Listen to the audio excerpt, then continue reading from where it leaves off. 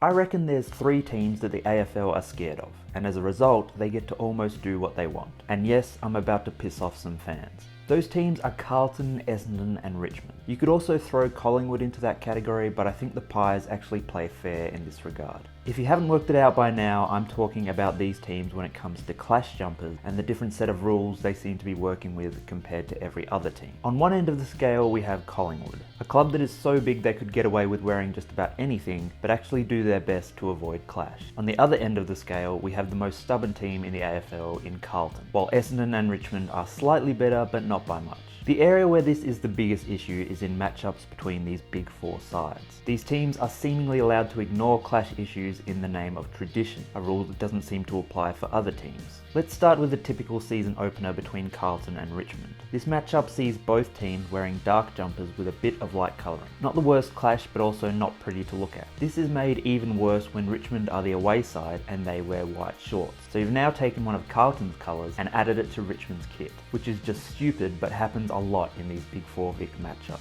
The obvious solution is to just make the away side wear their clash jumper. White for Carlton, yellow for Richmond, problem solved. It might not be the traditional look, but Carlton have had a white jumper since 2007. If we had implemented this strategy back then, it would almost have been 20 years of this new look matchup, and it would be the new tradition. We'll come back to Carlton in a minute, but let's now look at the Anzac matchup between Essendon and Collingwood. When Collingwood are the away side, there's no issue. They wear white, Essendon wear black, and there's no clash. When Essendon are the away side, they wear a black jumper with white shorts. Yet again, we see that issue where a Collingwood colour has been added to Essendon's playing kit. Since this is a marquee game, both sides have started wearing themed jumpers for this game, and Essendon have tried to play the fool and say that the jumper design was planned in advance before the fixture was released. Clearly that's a load of crap, and Essendon know that if you're the home team one year, you'll most likely be the away team next year. Now let's look at the worst offender of these matchups, which is Carlton against Collingwood. 2 sides with almost identical colours, but again, this isn't an issue when Collingwood are the away side. They wear white and there's no real clash.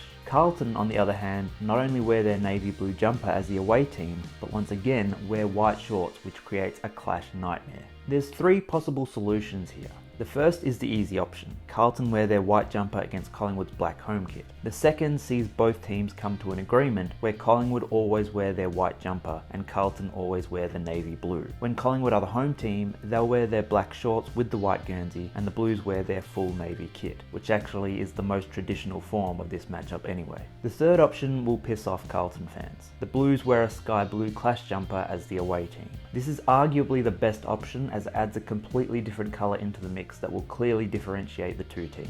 Strangely enough, this problem continues outside of these traditional Victorian matchups. When Essendon play away to Brisbane, it's a pretty ugly clash. In motion and at a distance, the black and red of the Bombers jumper blends into a colour similar to the Lions maroon. Again, the solution is simple but will piss off Essendon fans. The Bombers need to bring back their grey clash jumper purely for this matchup. The red clash obviously won't work as that's even closer to maroon than their home jumper, but the grey jumper avoids the clash and also means Essendon won't have to have a white jumper, which would make them look like St Kilda. Another problematic matchup is when Richmond play away to GWS. Both Richmond's home and clash jumpers match up poorly against the Giants' current home strip.